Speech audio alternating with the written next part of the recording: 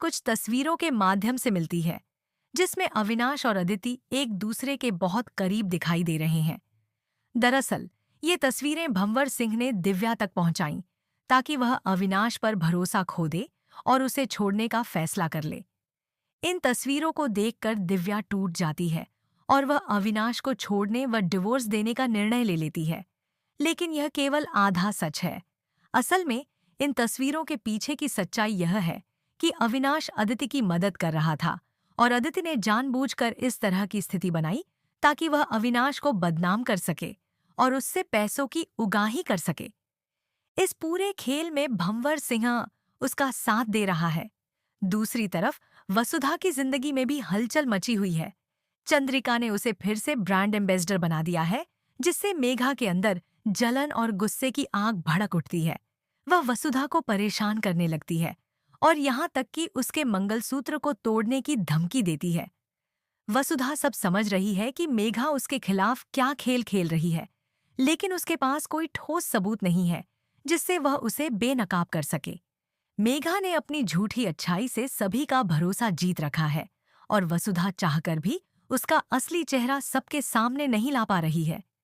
इसी बीच अविनाश अपने भाई देव को एक और बड़ा राज बताता है कि उसे कोई ब्लैकमेल कर रहा है और कंपनी के फार्मूलों की मांग कर रहा है। देव यह सुनकर क्रोधित हो जाता है और दोनों भाइयों के बीच तनाव बढ़ जाता है। लेकिन तभी वसुधा आकर माहौल को शांत करती है। इन सभी घटनाओं से यह स्पष्ट हो जाता है कि चौहान परिवार को बाहर से ही नहीं, भीतर से भी तोड़ने की कोशिश की जा रही है। जब दिव्या अविनाश और अदिति की तस्वीरें देखती है तो वह बुरी तरह टूट जाती है और घर छोड़ने का निर्णय लेती है। लेकिन अविनाश उसके पैरों पर गिरकर माफी मांगता है और सच्चाई बताने की कोशिश करता है। वह उसे समझाता है कि इन तस्वीरों के पीछे की असली कहानी कुछ और ही है और उसके तथा अदिति के बीच ऐसा कोई रिश्ता नहीं है जैसा वो सोच रही है। वहीं वसुधा भी दिव्या को समझाती है कि वह आवेश में आकर कोई गलत फैसला न ले और पहले पूरी सच्चाई को जाने। अब कहानी एक ऐसे मोड़ पर आ चुकी है जहां वसुधा और देव मिलकर इस रहस्य का पर्दाफाश करने की ठान लेते हैं। वे जल्द ही यह पता लगा लेंगे कि अदिति ने साजिश के तहत अविनाश को फंसाया है और इसमें भंवर सिंह भी शामिल है। उनका मकसद चौहान परिवार को तोड़ना और पैसे ऐंठना है।